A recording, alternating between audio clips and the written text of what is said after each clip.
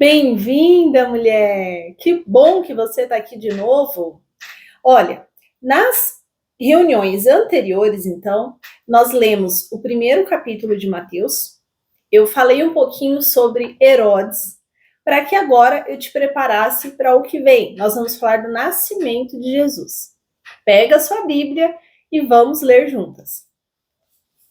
É sempre interessante você ler antes dos nossos encontros. E aí agora a gente está lendo pela segunda vez. Então vamos lá no Mateus capítulo 1, a partir do verso 18, onde está escrito o nascimento de Jesus Cristo. Lembrando que ali embaixo está escrito Lucas 2, do 1 ao 7. Quer dizer que no livro de Lucas, nós também vamos encontrar o relato sobre o nascimento de Jesus. Em nenhum outro lugar da Bíblia narra o nascimento de Jesus desta forma, a não ser aqui, e a Bíblia está me dizendo, e no Evangelho de Lucas também. Por isso que eles têm esses apontamentos. Lembrando que isso você vai encontrar em Bíblias de estudo. Se a sua Bíblia não tem isso aqui, não tem notas de rodapé, pode ser que ela não seja uma Bíblia de estudo. Então, busque por uma que seja de estudo, com devocionais, mapas, vai ajudar muito na sua compreensão, no seu estudo. Lembrando que a minha versão é a ARA, Almeida Revista e Atualizada, e eu vou ler junto com vocês, porque eu vou parando aqui em cada ponto que o Espírito Santo me orientar. Falando nisso, vamos antes, juntas, dar início e pedir que o Espírito Santo nos ajude. Repita comigo. Espírito Santo, eu abro a porta do meu coração, da minha mente, para que o Senhor me explique, para que o Senhor me conduza no estudo e na leitura das Escrituras, e para que essa palavra entre em solo fértil e transforme o meu coração, a minha mente, a minha vida. Espírito Santo, a porta está aberta.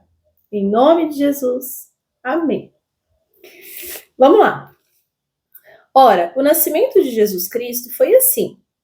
Estando Maria, sua mãe, desposada com José, sem que tivessem antes coabitado, achou-se grávida pelo Espírito Santo. Nós conversamos no encontro anterior que existia uma maldição na linha genealógica do pai de Jesus, José. E por isso, Deus deu seu jeito e engravidou Maria pelo Espírito Santo, para que nenhuma maldição alcançasse o Senhor. Isso já nos faz meditar tanto aqui, né? Deus dá as suas soluções. Mesmo que exista uma maldição na sua família, uma maldição na sua história, às vezes você nem sabe o que é maldição. Maldição é quando existe algo que sempre acontece e algo ruim, que passa do vô para o pai, para o filho, para o neto, como vícios, morte, divórcio, adultério. Então, maldições, elas são realmente passadas de geração em geração. E a Bíblia conta muito sobre isso. Mas aqui nesse caso, eu quero te dar uma esperança. A palavra está dizendo que Deus deu o seu jeito para que Jesus nascesse fora da linha que tinha a maldição. E o que significa isso? Significa que tem avião na rota aqui. Toda hora um avião diferente. O que significa isso nos dias de hoje, para mim e para você? Significa que Deus protege os seus ungidos. Deus protege os seus. E Ele fará, se você pedir, se você orar, gerar intimidade com Ele, tiver o coração disposto e buscá-lo em espírito e em verdade, de verdade, de fato, Ele vai se apresentar para você. E nenhuma maldição vai alcançar a sua casa. Ainda que toda a sua genealogia tenha carregado uma maldição, a partir de você, que entregou a vida para Cristo, essa maldição será quebrada. E toda a sua descendência pode ser abençoada devido ao seu posicionamento e a sua posse, o seu entendimento disso, a sua quebra. Aí é um outro assunto, a gente vai falar mais para frente, eu quero sempre seguir aqui, mas eu não poderia deixar de dizer isso, porque nós falamos no encontro anterior sobre Jeconias, e você deve se lembrar disso. Então vamos lá, no verso 19. Mas José, seu esposo, sendo justo e não querendo infamar, resolveu deixá-la secretamente. Enquanto ponderava, enquanto José pensava nessas coisas, eis que lhe apareceu em sonho um anjo do Senhor, dizendo: José, filho de Davi, o que não temas receber Maria, tua mulher, porque o que nela foi gerado é do Espírito Santo. Ela dará à luz a um filho e lhe porás o nome de Jesus, porque ele salvará o seu povo dos pecados deles.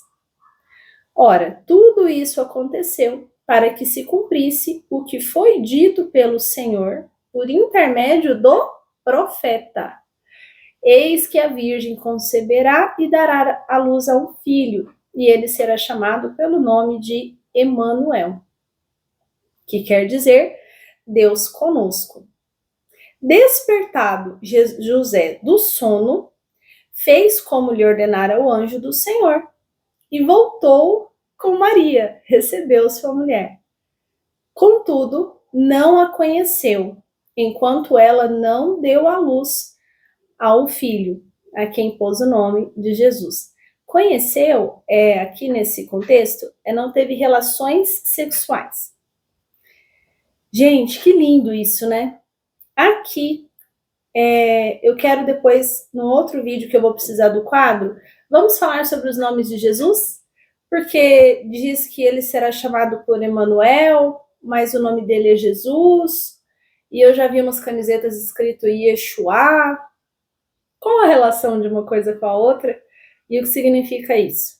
Depois nós vamos falar dos nomes de Jesus em vídeo, porque nesse grupo aqui, no ano passado, nós já falamos em áudio, e eu até separei um material em PDF, na época mandei para elas, falando ali dos vários nomes e menções de Jesus. Mas vamos fazer em vídeo. Então, o que eu quero que você se atente nesse pedacinho aqui, que José teve um sonho profético.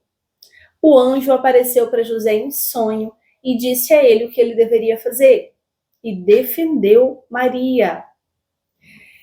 Nessa época aqui, está escrito que Maria era desposada. Nesse tempo, o contexto histórico dessa época era o seguinte: o homem era prometido para uma mulher, uma menina, e aí ele ia se casar com aquela menina, mas ele não tinha ainda casa, não tinha para onde levar a esposa.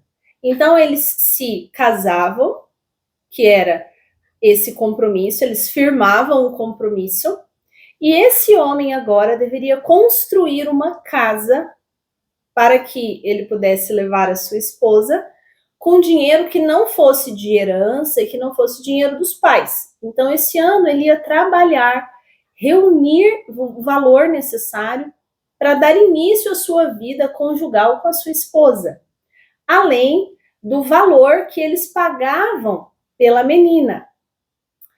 Hoje, a gente entende isso de uma forma ruim, né, na cultura brasileira. O marido comprou a esposa. Mas quando você entende a essência, você também vai achar muito lindo isso. Olha só. Sabe quando você compra uma joia muito valiosa? Você não tira essa joia da joalheria sem antes deixar um bom valor pela sua retirada. Então, quando você era comprada, quando a mulher tinha um dote em troca, ela estava sendo valorizada. E o marido, o futuro marido, estava dizendo aos pais, a casa que educou aquela menina, que ele tem condições de sustentar uma família. E que ele estava dando um dinheiro, uma moeda, uma riqueza em troca, né, daquela mulher. Por quê? Porque ele sabe que aquela filha vale muito para o pai. Então ele está dando valor em troca de tirar aquela menina de casa, valorizando ela e provando, honrando um compromisso de que ele agora sustentará essa mulher. Quando você entende isso, eu fico pensando, que lindo isso, porque hoje em dia os relacionamentos acontecem sem nenhum compromisso. O homem nem se apresenta para a família da mulher. E muitas mulheres nem acham necessário apresentar o homem aos seus familiares.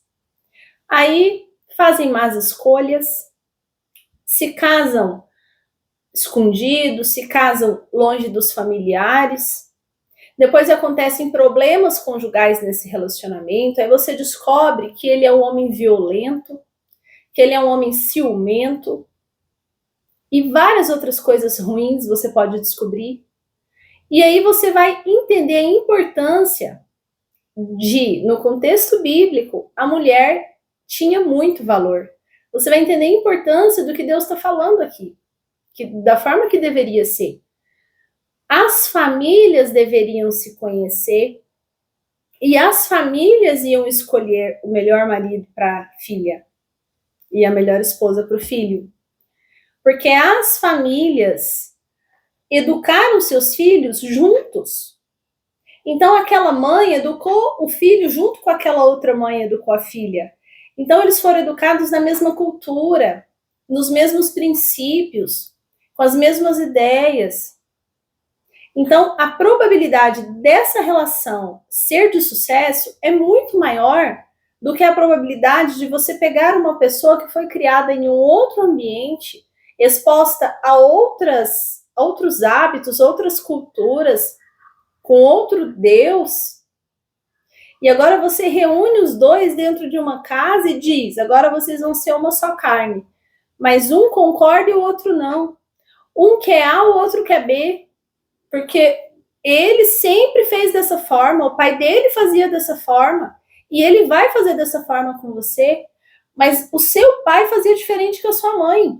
E você não aceita que ele faça isso com você, porque você via seu pai fazendo alguma coisa boa para sua mãe, o jeito que seu pai tratava sua mãe, e agora você não admite que ele te trata assim. Mas ele foi criado em uma outra realidade. Se você tivesse tido oportunidade de primeiro conhecer a família dele, o relacionamento desse homem com a sua mãe, com o seu pai, com seus irmãos, talvez você não teria escolhido se casar com ele. Então, eu quero trazer a importância disso para o nosso contexto atual. Porque eu não sei você, mas quando eu comecei a conhecer a Bíblia, eu tinha uma visão muito contrária, de contrariedade, de tipo assim, eu não concordo com isso, tá errado, isso é machismo, isso tá ruim, isso não tá certo.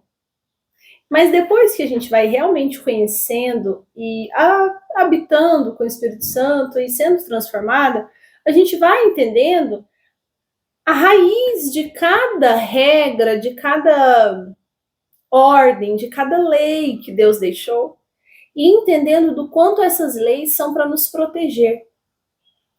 Mas nós, como filhas rebeldes que somos, como viemos nos distanciando cada vez mais das leis do Senhor, e hoje nós temos um mundo em que o índice de divórcio é altíssimo, o índice de filhos sem pai, sem mãe é alto, e aí essas crianças crescem machucadas, crescem feridas, com ausência de paternidade, feridas maternas, E isso reflete no relacionamento delas com a vida, o jeito com que essa criança, depois que cresce, enxerga a vida, depende muito do jeito que ela foi criada. Nós falamos sobre maternidade em um encontro anterior, a importância de você ter paciência e ensinar e deixar com que a criança tente até acertar. Então, essa criança se torna um adulto ferido, que vai ferir outros adultos e que vai gerar famílias desequilibradas. E isso é o que a Bíblia fala de maldição. Uma maldição chama outra maldição, que chama outra maldição. Porque a bênção, ela é geracional. É Deus de Abraão, Isaac e Jacó. Mas a maldição também é. E não é porque Deus amaldiçoa, é que nós mesmas vamos amaldiçoando as futuras gerações com o nosso posicionamento, a nossa falta de sabedoria, a nossa rebeldia, vai gerando adultos rebeldes das gerações futuras, e aí o mundo vai se tornando cada vez mais individualista, ferido, mais homossexual, mais rebelde, terrorista. Por quê? Porque tudo tem uma raiz. E essa raiz começou na família. E eu vejo isso aqui sendo contado quando eu leio aqui que Jesus, né, sobre o nascimento de Jesus, e eu vou entendendo a importância de nós realmente não só lermos a Bíblia, mas a gente meditar um pouquinho no que essa palavra está querendo falar comigo, na minha realidade, na atualidade. Mas uma outra coisa que eu quero despertar você. O anjo falou com José. O anjo do Senhor intervém em situações. Se eu e você tivermos uma disciplina de oração, se a gente tiver intimidade com o Senhor, o Salmo 91 diz que ele enviará os teus anjos para nos livrar e nos protegerem. E é isso que está acontecendo aqui. O anjo veio livrar Maria de uma morte que poderia ser apedrejada. Porque, entendam, ela estava prometida a José, mas eles não estavam casados. Então, até para José aparecer com ela grávida, ele estava tendo que assinar que ele tinha infringido uma regra. Porque se ela estava grávida, é porque eles, o que o povo pensava, é porque eles tinham se relacionado sexualmente antes do tempo certo, do tempo determinado, do casamento ter se concretizado. Então José tinha que participar daquela vergonha, porque ele não podia dizer que não era dele, porque Deus mandou falar através do anjo que era do Espírito Santo. Gente, agora você imagina eles contando isso para os familiares. Imagina comigo. Não é diferente de hoje. Não é diferente. Imagina você chegar casada, prometida e falar: eu não traí você, foi o Espírito Santo que gerou no meu ventre. Que loucura, né? Quanta vergonha, quanta perseguição Maria e José não passaram. Nós nem imaginamos. E aqui eu vou encerrar, porque já estamos com 20 minutos aqui de reunião. E eu vou encerrar. Nós lemos então, agora finalizamos o primeiro capítulo de Mateus. E eu não tenho pressa, nem você, de terminar a Bíblia ou de, enfim, a minha meta nesse ano é que você gere mais intimidade com a sua Bíblia.